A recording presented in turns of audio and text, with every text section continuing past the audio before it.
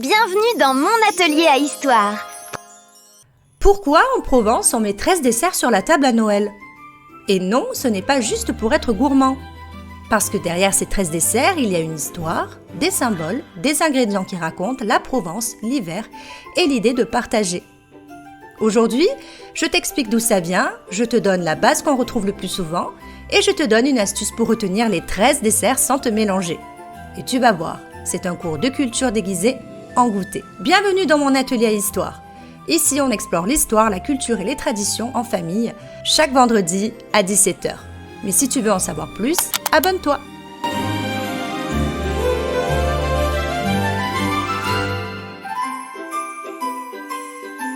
Ding, ding, ding. J'annonce officiellement l'ouverture du dossier. Pourquoi les adultes veulent nous faire manger 13 desserts? On commence? Déjà, situons la scène. Imaginons. Dehors, il fait froid, il fait nuit tôt, et dans la maison, ça sent la cuisine et les agrumes. En Provence, Noël, c'est très table, très maison, très on se retrouve. Et ça, c'est important. La tradition des 13 desserts, ce n'est pas un concours de pâtisserie. C'est une manière de dire il y aura de la place pour tout le monde et personne ne manquera de rien. Attends, 13? Mais qui a inventé ça? C'est un challenge. Peu importe. L'esprit, c'est de partager. Ensuite, le 24 décembre, en Provence, on parle souvent du gros souper. Un repas de fête, plutôt traditionnel, et après ce moment, on arrive au temps des desserts. Et là, sur la table, on pose une grande variété de douceurs. L'idée, c'est que la table soit généreuse, qu'il y ait de quoi piocher, partager, offrir et que ça dure. Pourquoi 13 desserts? La symbolique la plus racontée, c'est Jésus et ses apôtres, les 12 apôtres. 13 personnes à table, donc 13 desserts. Mais attention, le plus important, c'est l'esprit. La Provence, c'est des familles différentes, des villages, des recettes locales. Donc la liste peut varier. Donc si quelqu'un dit « Non, le 7e dessert, c'est obligatoirement ça », il exagère? Il exagère un peu, oui. Et petit détail historique, on dit souvent que la tradition des desserts est ancienne, mais que le chiffre 13 s'est vraiment fixé plus tard, surtout au début du XXe siècle. Donc en gros, la tradition est vieille. Et le chiffre 13 s'est imposé ensuite. Voilà. Et maintenant, on va faire le meilleur, la liste des desserts. Prépare ton assiette. Je te propose une méthode simple. On va classer les 13 desserts en grandes familles, comme ça tu retiens mieux. Et pendant qu'on avance, vous pouvez faire une activité en famille. À chaque dessert, vous dites « Je le connais »,« Je ne le connais pas »,« Je l'ai déjà goûté »,« Je ne l'ai jamais goûté » et je le mettrai sur ma table le 24. C'est une façon super simple de transformer une tradition en discussion familiale. Ok, j'adore. On range les desserts comme des Pokémon. On commence par un grand classique, les mendiants. Ce sont 4 fruits secs, amandes, noix ou noisettes, raisins secs, figues sèches. Dans certaines explications, chaque fruit rappelle un ordre religieux par sa couleur ou sa simplicité. Moi, je croyais que mendiant, c'était des chocolats. Moi, je retiens 4 bols, 4 fruits secs, et ça fait partie des 13. Le deuxième dessert, c'est les noix et les noisettes. Souvent sur la table, il n'y a pas juste les 4 mendiants. Il y a aussi un bol de noix, un bol de noisettes. C'est logique, ça se conserve et ça rappelle l'hiver. Le dessert numéro 3, ce sont les amandes. Les amandes grillées, les amandes sucrées, c'est la petite douceur qui se partage. Ensuite, pour le dessert numéro 4, nous avons la belle pompe à l'huile. La star absolue. Brioche à l'huile d'olive, souvent parfumée à la fleur d'oranger, et dans beaucoup de familles, on raconte qu'on la rompt avec les mains pour la partager, comme le fit Jésus. Donc, je peux la casser avec les mains? C'est légal? Oui, tout à fait. En dessert numéro 5, nous retrouvons le nougat blanc, qui est doux, souvent avec du miel et des amandes. En dessert numéro 6, nous avons le nougat noir. Le nougat noir qui est plus sombre, souvent plus dur, plus caramélisé. C'est le dessert qui colle aux dents et qui te fait dire « Je suis patient ». Petit mot pour les parents, surtout si vous découvrez la chaîne, si les devoirs vous prennent de l'énergie, que vous manquez de temps avec vos enfants et que vous ne savez pas toujours comment expliquer simplement, rassurez-vous, on a créé la Capucine Academy, notre école qui est inspirée de mon atelier à histoire. C'est une école en ligne avec nos vidéos, nos PDF, des quiz structurés et une évolution pas à pas qui va accompagner votre enfant à son rythme toute l'année. Le lien est sous cette vidéo et vous emmène directement au site pour vous inscrire à la newsletter et à l'école si vous le désirez le 4 janvier. En dessert numéro 7, nous avons les dattes. Les dattes, fruits venus de loin, très souvent présents. Donc, Noël en Provence, c'est chez nous, mais avec un petit bout du monde. En dessert numéro 8, nous avons les fruits frais d'hiver. Pommes, poires, mandarines, raisins, selon ce qu'on a. Cela nous rappelle la France paysanne et le fait que nous mangeons avec les saisons. En dessert numéro 9, nous avons les fruits confits. Les fruits confits, nous avons orange confite, melon confit, c'est très fête, très coloré. On dirait des bijoux comestibles. En dessert numéro 10, nous avons la pâte de coing ou les pâtes de fruits.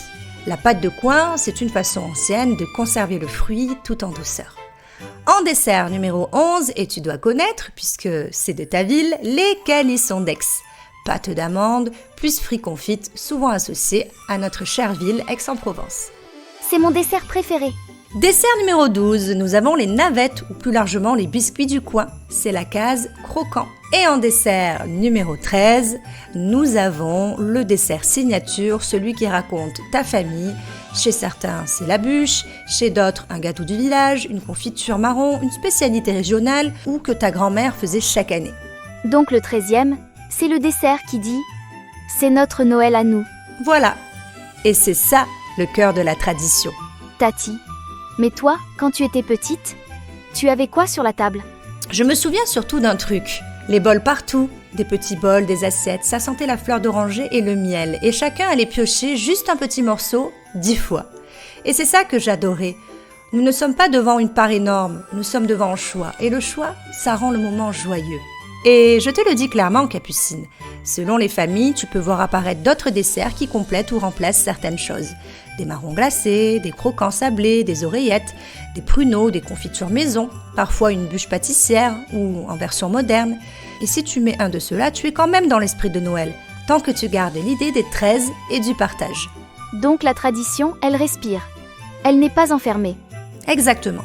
Et maintenant, je te donne un mémo inratable. Tu peux l'écrire sur un papier. Les 4 mendiants, c'est 4 fruits secs. Les 2, nougat blanc plus nougat noir. 1, pompe à huile. Le trio fruits frais, fruits confits, pâte de coing. Les 2 spécialités, calisson plus navette. Et le dessert signature. Et donc tu comptes 4 plus 2 plus 1 plus 3 plus 2 plus 1 qui font 13. Simple. Et une fois que tu l'as, tu ne l'oublies plus. Attends, je note dans ma tête. C'est comme une recette de mémoire. Avant de conclure, je veux te donner ces 5 dernières informations. La tradition varie selon les villages et les familles. Si tu n'as pas exactement la même liste que ton voisin, c'est normal. C'est ce qui fait la richesse de la différence. L'idée n'est pas de manger 13 parts énormes, c'est de proposer, piocher, partager. Parce que c'est ça Noël aussi, ne l'oublions pas. Et la tradition, ce n'est pas un examen, c'est une transmission. Tu peux l'adapter en gardant l'esprit de Noël. Question pour les familles, chez vous, c'est quoi le dessert de Noël obligatoire?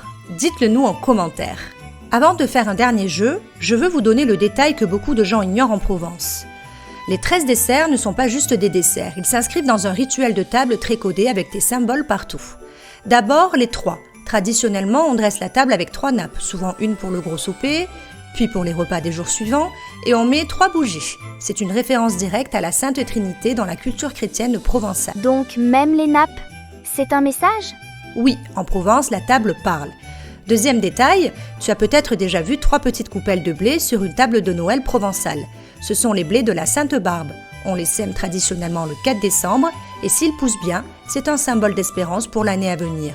Là encore, 3 coupelles, toujours pour la Trinité. Le 3e détail, et je l'adore, avant le repas, il existe une vieille coutume autour de la bûche qu'on allume dans l'âtre, le cachaufio. On arrose parfois la bûche 3 fois avec du vin, avec une phrase traditionnelle en provençal. C'est une bénédiction pour la maison et pour l'année qui vient. Et dernière chose très importante, dans certaines traditions, la table et parfois les desserts peuvent rester dressés plusieurs jours après le gros souper. Ça rappelle l'idée d'abondance, de partage et de continuité des fêtes.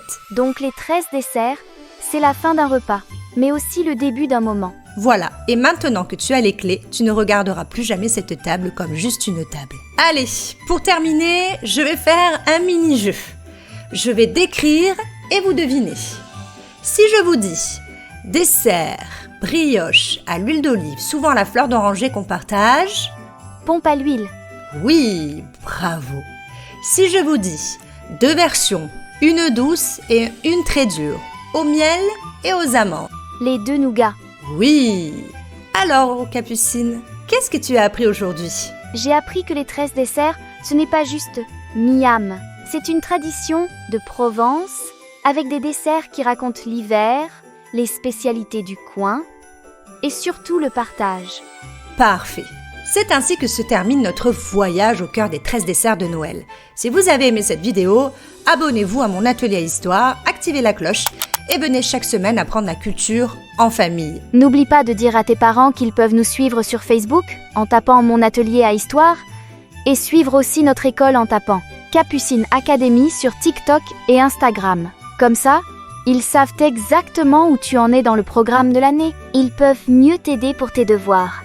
Et toi, tu progresses plus vite pour devenir un super élève. Chers parents, la première plateforme éducative inspirée de mon atelier à histoire arrive le 5 janvier. Pour en savoir plus, regardez notre vidéo de présentation juste ici. Confiez-nous leur avenir scolaire, on s'occupe du reste.